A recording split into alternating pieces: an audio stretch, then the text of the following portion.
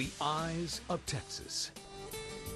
Texas celebrated its centennial year, 1936, by building a monument to commemorate the pivotal battle of the Texas Revolution.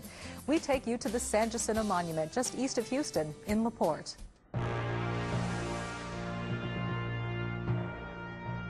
April 21st, 1836, a ragged Texas army ambushed Santa Anna's Mexican force on this spot. The battle that followed gave Texas its independence from Mexico. It was about the only battle the Texans won during that brief revolution, but it was the only one that really counted. This was more hand-to-hand combat, and many of the Texian soldiers had lost family members at Goliad or at the Alamo. Many towns had been burned. They had been retreating for days and days, waiting for an opportunity to fight. And so when the battle was engaged here at San Jacinto, it did not last long, perhaps 18 minutes from the time the Twin Sisters were fired until the time the Texians were in charge of the Mexican camp. To honor that victory, 100 years later, Texas built a giant limestone monument. Visitors from around the world come to the banks of the San Jacinto River to see the battleground and gaze at this monument. It commemorates an impressive historical event, but the history of the monument itself is impressive as well. In 1857, historians started to raise money for the monument to be placed at the grave sites of those killed in the battle. The state kicked in $1,000. 26 years later, it bought 10 acres around the grave sites.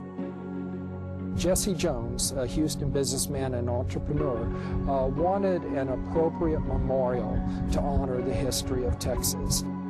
Fast forward to 1936, Houston and 2 other cities got a little money from the federal government to help them celebrate the state centennial. Jesse Jones and other prominent Houstonians decided a tall obelisk was just the ticket to commemorate the Battle of San Jacinto. He thought his love of the Washington Monument and the Lincoln Memorial could be combined. He wondered what it would look like to place one on top of the other and then add a star to represent the Lone Star of Texas. It's a wonderful, beautiful, unique design.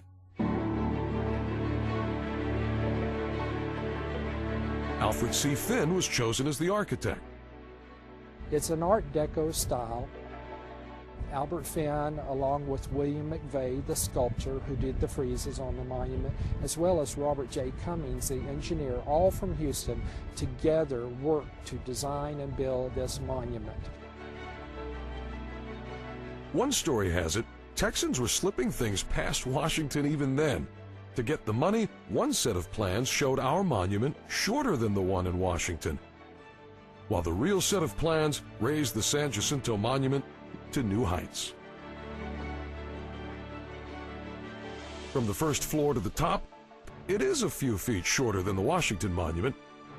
But Jones got tricky. He set the monument on a mound, then put a basement inside the mound. So you measure from the basement up, and you get the tallest monument of its kind in the country. And of course, that's exactly what Texans have always claimed.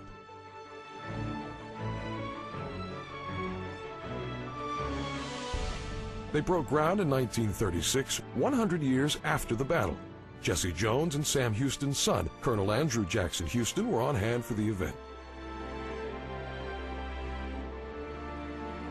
Construction methods that were common to that day were useless in the construction of this monument, so techniques had to be invented as the building was constructed. A special platform was built to pour walls and columns and then to be raised from the inside of those columns. When they reached the top, they disassembled the platform and lowered it down through the shaft. The finished product would be 570 feet tall, 125 feet squared at the foundation, with the shaft 48 feet squared at the base, tapering to 30 feet squared at the observation level. Topping off the whole thing, a 34-foot-tall star. The star is a rather unique feature of this monument. At first, a 1-inch scale model was designed and worked on under the architect's direction. It was changed several times, and then they finally built a full-scale wooden model of the star on the ground. Then and only then could they even figure out the design for that star.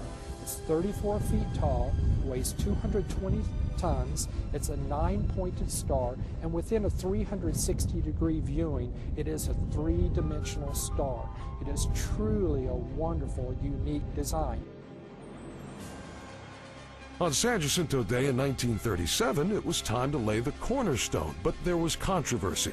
The San Jacinto chapter of the Daughters of the Republic of Texas objected to all the names of state and federal officials listed, saying the spire had become a monument to a bunch of politicians instead of the heroes of the Revolution.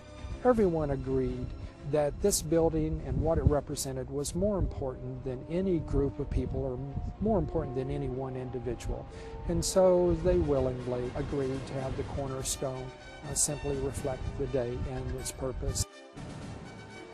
The monument houses a museum of history. It features displays of artifacts reflecting key events in Texas history. There's the Herstein Library with over 20,000 volumes of books, a theater featuring one of the finest historical interpretations of what led up to the Texas Revolution and the Battle of San Jacinto, and of course, an elevator to the observation floor, where on a clear day you can see for miles.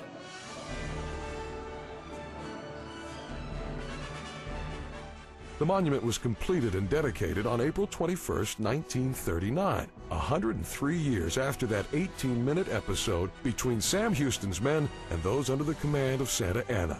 One inscription on the monument describes the event as one of the decisive battles of the world. Now, that may be stretching things just a bit these days, but then again, Texans have been known to stretch things from time to time, even our monuments.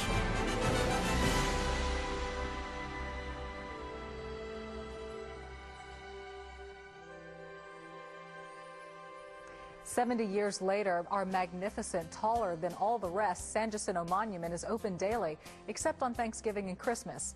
Each year, on the Saturday following April 21st, there's a festival and a battle reenactment. Certainly worth taking the trip to see the battleground, the monument, and also the nearby battleship Texas. Well, coming up next, we visit the sport of kings on the Texas prairie, and later, the quest for the best barbecue, that is, when the Eyes of Texas continues.